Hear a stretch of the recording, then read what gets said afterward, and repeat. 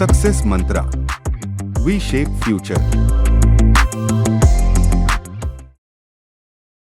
Hello everyone, welcome you all in today's The Hindu News Analysis and I hope your preparation must be going very nice and आज 16 है, 17 और 18 को CLAT है Sunday को, तो अच्छे से देना क्लैट।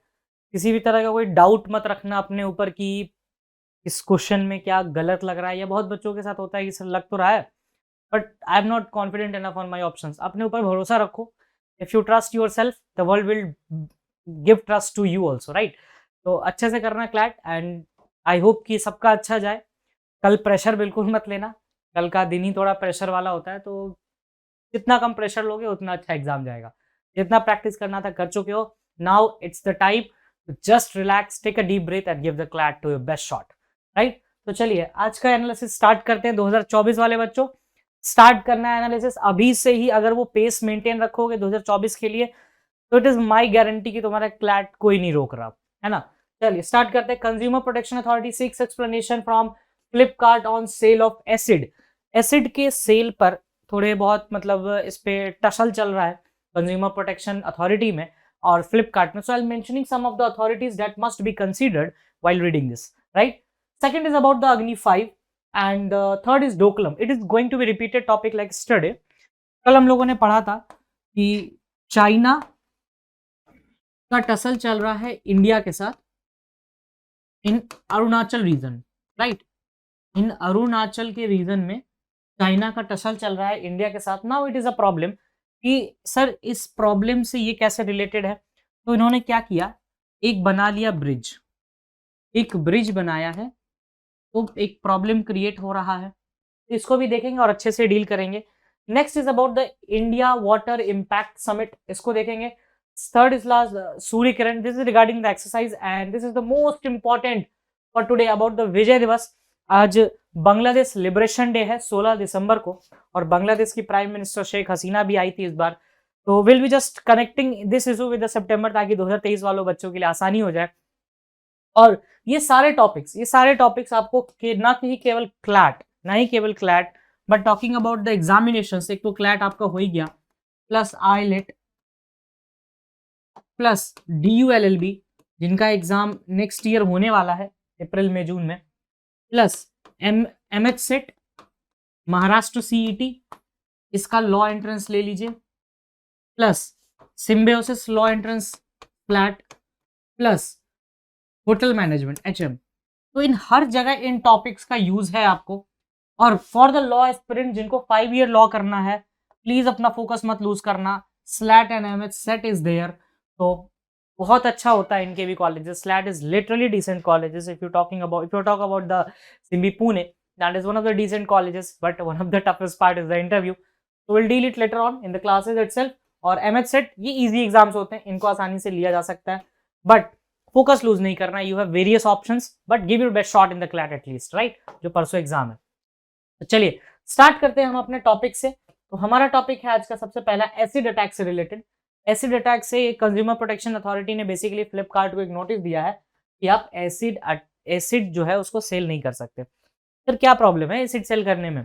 अरे ऐसे कैसे एसिड सेल कर सकते हो, बहुत प्रॉब्लम है एसिड सेल करने में। Acid is a corrosive substance, corrosive substance होता है एसिड। इस कोरोसिव सब्सटेंस को अगर गलती से भी एक बूंद भी अगर पड़ गई ना किसी के बॉडी पे या कहीं पे भी, तो my friend it is going to be disaster. So इसमें एक कंज्यूमर प्रोटेक्शन अथॉरिटी आ जाता है, सेंट्रल कंज्यूमर प्रोटेक्शन अथॉरिटी, और इसमें एक टर्म कनेक्ट होता है that is the consumer codes. Consumer codes जिससे आप क्वेश्चंस एक्सपेक्ट कर सकते हो क्लैट से, कंज्यूमर कोड्स। अब इसके बाद एक चीज और आता है, क्योंकि फ्लिपकार्ट जैसे बिग जायंट्स हैं तो एक बड़ा अच्छा टर्म आता है that is the CCI, that is the competition commission of India. इसके regarding I have just posted a blog on the telegram on the success mantra website only. एक बार वहां से एक बार देखना कंपटीशन कमीशन ऑफ इंडिया के बारे में, और कंज्यूमर कोड्स को ध्यान में रखते हुए हम आगे बढ़ेंगे कि भाई एग्जैक्टली ये इशू है क्या। तो व्हाट्स इन टुडेज आर्टिकल? तो पहले आर्टिकल में बात की गई है acid attack in India, statistic, existence and regulations पढ़ेंगे। न्यूज समरी में 14 केसेस हैं, 2021 के कुछ सब्सटेंसेस हैं और 2013 का रेगुलेशन है जिसमें एक केस भी है, छपाक जिस पे मूवी बनी थी, याद होगा आप लोगों को, जिसमें दीपिका पादुकोण ने एक्ट किया था। तो वो मूवी है Lakshmi versus union of India case के ऊपर। I am just mentioning the case, Lakshmi versus union of India. तो ये केस था आपका Lakshmi versus union of India. इसी केस के बाद से ये कोरोसिव सब्सटेंस का जो सेल है उस पे बैन लगा दी गई थी, राइट। तो इसमें देखेंगे the number of reported cases and so on and so forth, तो अच्छे से डील करेंगे अब। तो पहला है there are cases where acid attacks happen as a part of domestic violence. देखो बहुत तरह से एसिड अटैक होता है। अब ये जो पर्टिकुलर टॉपिक है आपको सीए के लिए तो है ही, प्लस लीगल के एस्पेक्ट से भी इंपॉर्टेंट हो जाता है, जहां पर एंटर करेगा डीवी एक्ट। सर ये डीवी एक्ट क्या है? DV act talks about the domestic violence. अब एसिड अटैक डोमेस्टिक वायलेंस में कैसे होता है? तो बहुत बार ऐसा देखा गया है कि डोमेस्टिक वायलेंस के नाम पे एसिड या कोरोसिव सब्सटेंस का यूज करके विमेन को बर्न कर दिया जाता है। तो that is the gruesome thing. Experts believe that the number of reported cases might be low, क्योंकि देखो अब डोमेस्टिक वायलेंस में केसेस हमेशा लो होते हैं। Talking about the marital rape also, if we talk about the marital rape overall अगर aspect देखें तो marital rape, sir marital rape क्या है? तो marital rape is a rape in the bedrock of the just like the in the knot of the marriage, ठीक है, that is the marital rape, जिसके regarding provisions India में नहीं है, but Chandrachud साहब ने इस पे भी कुछ ना कुछ बोला है रिसेंटली, तो अच्छे से कवर होगा ये। तो एज अ ब्रॉड पिक्चर देखिए डोमेस्टिक वायलेंस में केवल ये एसिड अटैक ही नहीं बल्कि मैरिटल रेप जैसे ऑफेंस भी आते हैं। आगे देखते हैं एग्जिस्टिंग रेगुलेशंस क्या है। तो सुप्रीम कोर्ट ने बैन किया था over the counter acid sales country in 2013, और 2013 में कौन सा केस आया था? Lakshmi versus union of India. तो ये केस था Lakshmi versus union of India का, तो इसे याद रखना है। डीयू वालों तो रट के रखो ये सब cases. Over the counter sale of acid is prohibited unless the seller maintains a log register according to the sale of acid which will contain the details of person to whom acid is sold and the quantity sold। कि भाई कितना बेचे हो और किसको बेचे हो ये सब आपको रखना पड़ेगा, इसकी डिटेलिंग आपके पास होनी चाहिए, एक लॉग बुक मेंटेन करना पड़ेगा इस सेक्शन के हिसाब से, है ना। चलिए इसमें और देखते हैं भाई आगे और क्या क्या है हमारे लिए एसिड अटैक वाले चीज में। तो the log register shall contain the address of the person to whom it is sold. भाई किसको बेच रहे हो एड्रेस तो होना चाहिए ना, कि किसको दिया जा रहा है, किस एड्रेस उसका पता होना चाहिए। Landmark case Laxmi Agarwal case 2013, supreme court laid down the certain guidelines for mandatory for the selling of acid. अगर आप एसिड बेच रहे हो तो कुछ गाइडलाइंस सुप्रीम कोर्ट ने इशू की, and the case was Laxmi Agarwal versus union of India, जिस पे एक मूवी भी आई थी Chhapaak, and that was the movie which was directed and acted by the Deepika Padukone। तो एक बार देखना मूवी, अच्छी मूवी है, it is very nice movie. Registration of shops, अब देखिए आप बता तो रहे हैं कि किसको बेच रहे हैं उसके बारे में सब कुछ डिटेलिंग दे रहे हैं, लेकिन जिस शॉप पे आप सेल कर रहे हैं उस शॉप के बारे में भी पूरा रजिस्टर्ड होना चाहिए। That shop must be registered and under the Poisons Act 2019 को रट लो कि किस एक्ट के थ्रू रजिस्टर्ड होना चाहिए, पॉइजन्स एक्ट 2019 सॉरी 1919 के अंदर रजिस्टर्ड होना चाहिए। A person has to provide an ID card to buy acid and disclose, और वो 18 ईयर से ऊपर होना चाहिए और आई कार्ड प्रोवाइड करना चाहिए। भाई आई कार्ड में क्या पता चलेगा, कहाँ रहते हो, क्या नाम है, क्या करते हो, सब चीज पता चलेगा। दोज वायलेटिंग 50,000 का फाइन लगेगा जो भी वायलेट करेगा इन चीजों को। तो ये कुछ एस्पेक्ट्स है जिसको आपको माइंड में रखते हुए चलना है। लीगल प्रोविजंस देख लेते हैं। तो क्रिमिनल लॉ अमेंडमेंट 2013 में अमेंडमेंट हुआ जिसमें यही चीज आया था कि ऑफेंस वाज रजिस्टर्ड अंडर 320 322, ये आप इग्नोर कर सकते हो एक सेकंड के लिए, बहुत ज्यादा है, बट कुछ चीजें हैं। 320 ग्रीवियस हर्ट, और ये इसमें बताया गया है वॉलंटरली कॉजिंग ग्रीवियस हर्ट। देखो हर्ट और ग्रीवियस हर्ट में अंतर होता है तो उसको भी ध्यान रख के चलना है। हर्ट वर्सेस ग्रीवियस हर्ट, एक होता है हर्ट, एक होता है ग्रीवियस हर्ट। तो आईपीसी कुछ कंडीशंस प्रिस्क्राइब करता है कि अगर ये कंडीशंस फुलफिल हो रहे हैं तभी वो 6 से 7 कंडीशन है तभी आप ग्रीवियस हर्ट के अंदर लायबल हो सकते हैं, नहीं तो नहीं। उसके बाद voluntarily causing grievous hurt, section 325 punishment for voluntary causing grievous hurt, 326 voluntary causing grievous hurt, and 307 attempt to murder.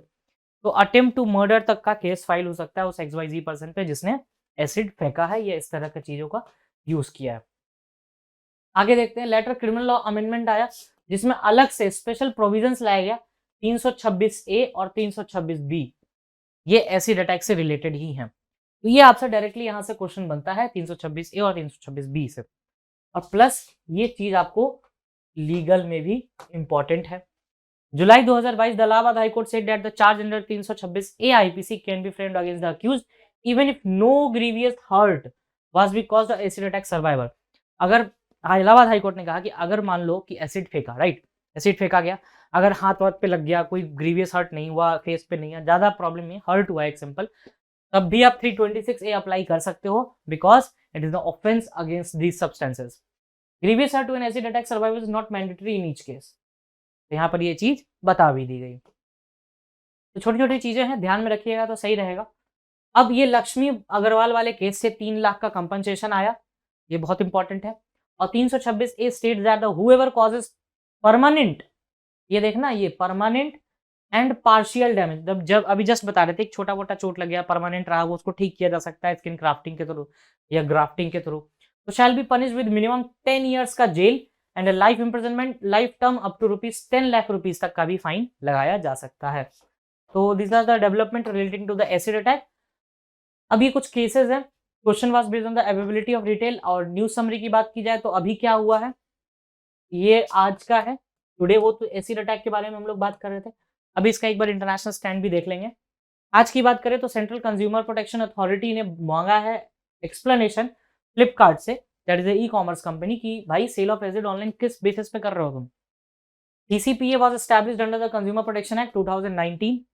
It is empowered to conduct investigation into violation of consumer rights and institute complaint and prosecutions कर सकता है। आगे और भी कुछ है कि order दे सकता है, रिकॉल कर सकता है, अनसेफ गुड्स, ये सब चीजें करा सकता है। ये मतलब power under the consumer protection authority के अंदर आता है, जो कि स्टैब्लिश हुआ था कंज्यूमर प्रोटेक्शन एक्ट 2019 के थ्रू। Now there is a question arises कि सर ये एसिड अटैक क्या केवल इंडिया के लिए? नहीं, ये एसिड अटैक की अगर बात करो, if we talk about the acid attack, तो इंडिया में तो इसके अगेंस्ट लॉज हैं, एसिड अटैक के अगेंस्ट।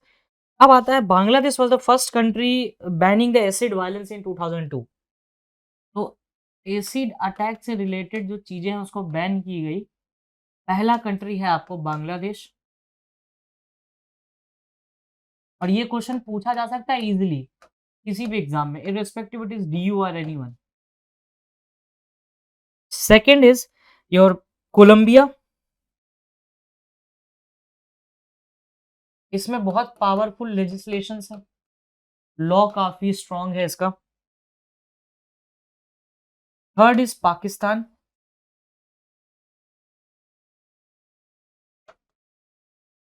और अभी इंडिया तो है ही आपका।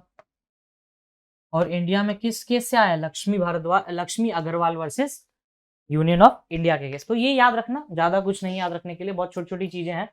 पहला तो किस कंट्री थी, पहली ऐसी कौन सी कंट्री जिसने एसिड अटैक को बैन किया था, एसिड रिलेटेड सब्सटेंसेस को? तो बांग्लादेश इन 2002। उसके बाद कोलंबिया में लॉ आया, पाकिस्तान में भी इसी के रिगार्डिंग लॉज आए थे। चलिए नेक्स्ट देखते हैं। अब अगला क्या है हमारे पास, अग्नि 5 मिसाइल, ये लॉन्च हुआ। थोड़ा सा अग्नि 5 को जानते हैं कि क्या है अग्नि 5, और इससे रिगार्डिंग तो क्लैट पूछते ही रहता है क्वेश्चन, आपका DU भी पूछता है साइंस एंड टेक का सहारा लेके। तो देख लो भाई, ये 3 स्टेजेस है, 3, 2 एंड 1, है ना। अब ये 3 स्टेजेस है। अब आगे देखते हैं क्या क्या है भाई। तो test fired from Abdul Kalam island, Orissa, है ना, जिसको व्हीलर आइलैंड बोला जाता है, और ये इंडिया में हुआ है। और ऑपरेशनल रेंज कितना है? 5500 से 8000 किलोमीटर। ये सब कुछ लिखा हुआ है यहाँ पे, कुछ ज्यादा अपने तरफ से करना नहीं है, इमेज भी देख लोगे तो काम हो जाएगा। Weight 50,000 kilo, speed 24 Mach, engine 3 stage solid, stage 1, stage 2, stage 3 engine बता दिया। डायमीटर 2 मीटर, लेंथ 17.5 मीटर की है।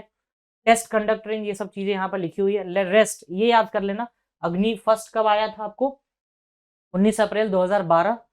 अग्नि सेकंड 15 सितंबर 2013। ये क्वेश्चन DU भी पूछता है और कोई भी एग्जाम पूछ सकता है।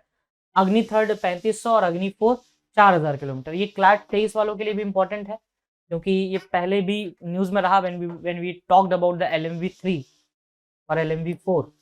It is a surface to surface nuclear capable ballistic missile. तो सबसे पहला चीज यही है कि सरफेस टू सरफेस है और सरफेस टू एयर है।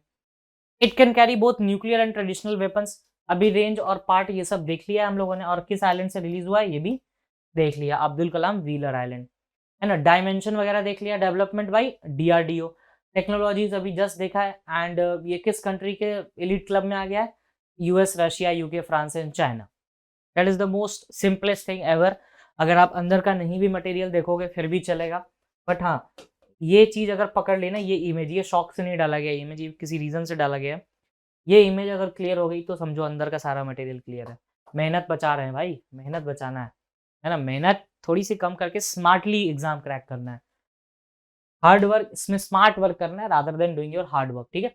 अभी देखो ये डोकलम का रीजन पे प्रॉब्लम चल रहा है, ये रहा आपका डोकलम का रीजन, ये रहा डोकलम का रीजन, ये भूटान, ये सिक्किम, ये एक ब्रॉडर इमेज है। अगर इंडिया की बात करें तो इंडिया, नेपाल, सिक्किम, सिक्किम, अब सिक्किम से आपको निकलती है नाथुला है ये सब साइड पे, और सिक्किम से आपको निकलती है आपको तीस्ता रिवर, जिसके बारे में हम लोगों ने पढ़ा था when we talked about the Bangladesh. अब डोकलम में क्या प्रॉब्लम चल रहा है, अब ध्यान दो इधर। यहाँ पर एक नेशनल पार्क भी है, जीजम दोरजी नेशनल पार्क।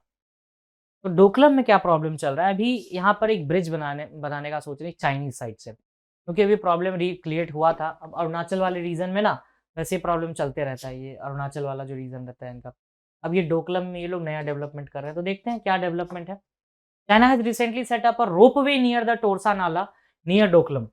तो जगह क्या है रोपवे की, टोरसा नाला।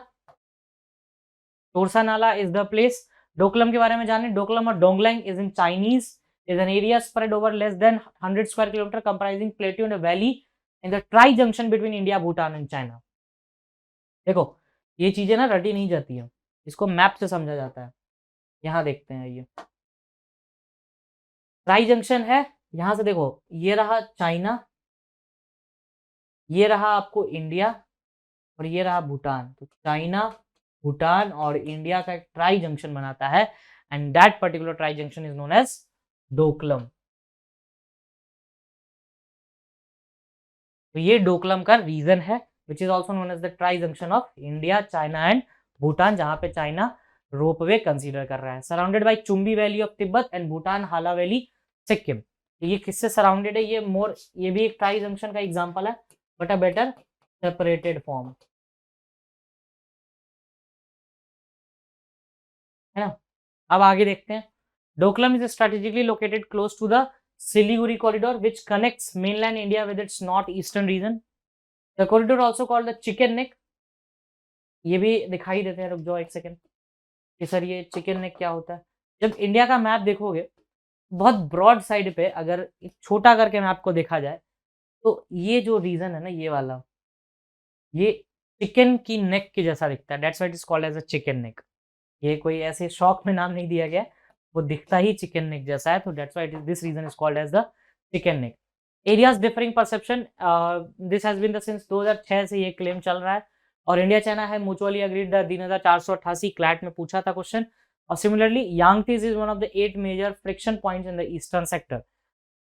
तो ये एक छोटी छोटी एस्पेक्ट है जिनको आपको ध्यान रखना है। इंडिया वाटर इम्पैक्ट समिट है, यूनियन मिनिस्टर ऑफ जल शक्ति, ये भाई इन्होंने इम्पैक्ट समिट को इनॉग्रेट किया, 7th एडिशन इम्पैक्ट समिट का आपके बारे में ये रहा। एंड ये सब के क्वेश्चंस ना DU बड़ा पूछता है आपको, उनका फेवरेट क्वेश्चन है इस टाइप के क्वेश्चंस।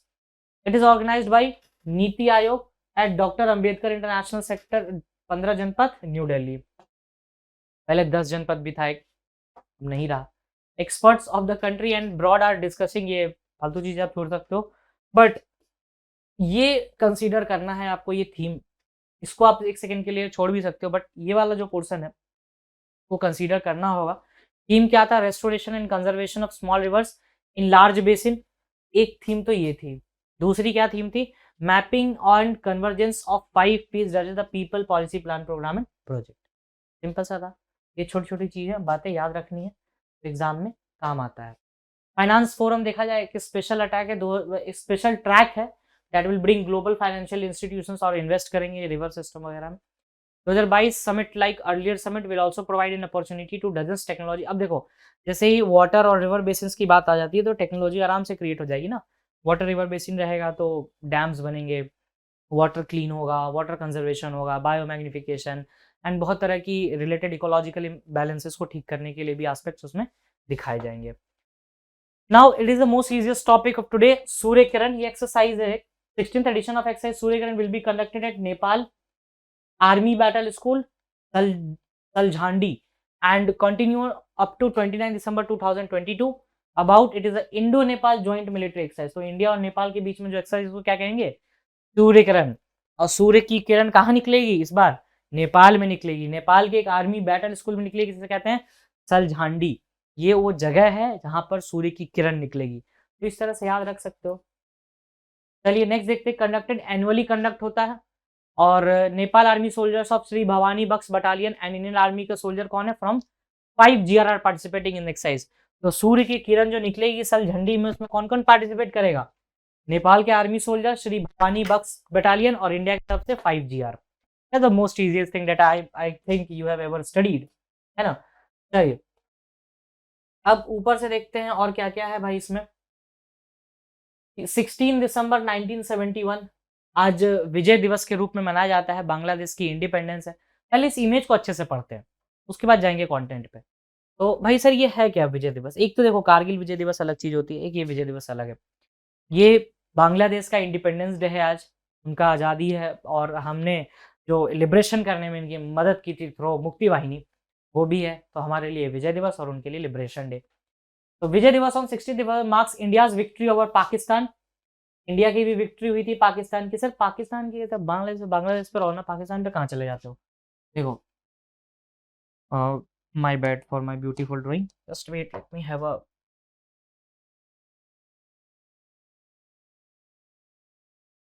देखो जैसे ये इंडिया का मैप है, जस्ट कंसीडर दिस मैप। ये कंसीडर कर लेना यार अपनी तरफ से, I am very bad at it. और ये पोर्शन है बांग्लादेश का आपका, ये है आज का बांग्लादेश। अब बांग्लादेश आज का मतलब, बांग्लादेश का पुराना नाम था ईस्ट पाकिस्तान। और ये आज का जो बांग्लादेश की हम बात कर रहे हैं, ये आई थी 16 दिसंबर 1971 को। और ये वाला जो पोर्शन है दैट इज द पाकिस्तान, जिसे हम कहते हैं वेस्ट पाकिस्तान। ये टेरिटरी और ये टेरिटरी दोनों को कंट्रोल करने वाला सेम ही गवर्नमेंट होता था, सेम गवर्नमेंट होते थे दोनों को कंट्रोल करने वाले, है ना। अब 16 दिसंबर 1971 को ऑपरेशन विजय चलाया गया और विजय दिवस मनाया गया। विजय दिवस,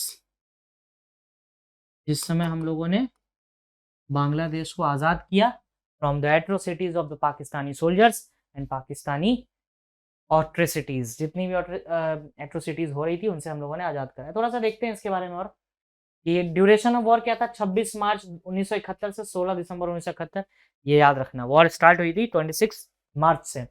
result decisive Bangladesh allied victory, collapse of the eastern command and establishment of sovereignty of Bangladesh. ये चीजें हुई थी और इंडिया ने सबसे पहले रिकॉग्नाइज किया था।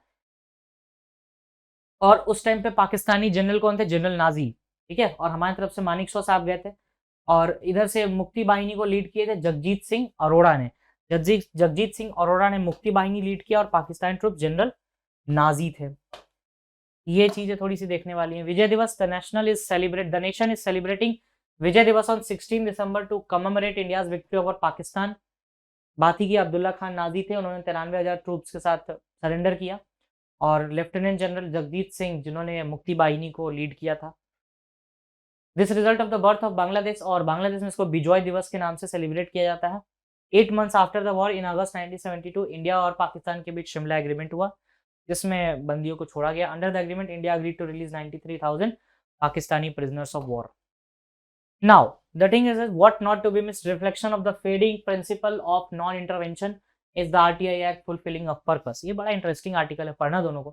पहले वाला आर्टिकल आपको प्रेसिडेंट से रिलेटेड है और जुडिशरी का जो टसल चल रहा है दैट इज द कोलेजियम, उसके बारे में, और दूसरा आरटीआई के बारे में है, पढ़ना। This is first question. In which country has the US Space Force established recently at the Ocean Air Base? देखना इसका आंसर बताना। I think it is missing something here. अब आता है which country was recently removed from the United Nations Commission on States of Women for a brutal crackdown of women-led protest? Last famine, अब first famine नहीं है, ये ध्यान रखना, ये लास्ट फेमाइन की बात कर रहा है। Who was among the most recent human beings to set a foot on the moon? बताना कौन थे recent। तो आज के लिए इतना ही, एंड आई होप यू 2024 वालों ने प्रिपरेशन स्टार्ट कर दी होगी। सीरियस हो जाओ, नहीं होगे लॉस तुम्हारा है, किसी का और का नहीं, right. It's your future. If you have decided to build a career in CLAT, you are the sole responsible to build a career, right? No one is going to be blamed and should be blamed for this. तो start करिए preparation 2023 वालों। Best of luck, just give your best, just worry about nothing. और अभी जो time है, you can spend some time in the past year papers if you want to just go through it, past year papers at least once, and rest is just shoot it out finally। And thank you, that's all from my side।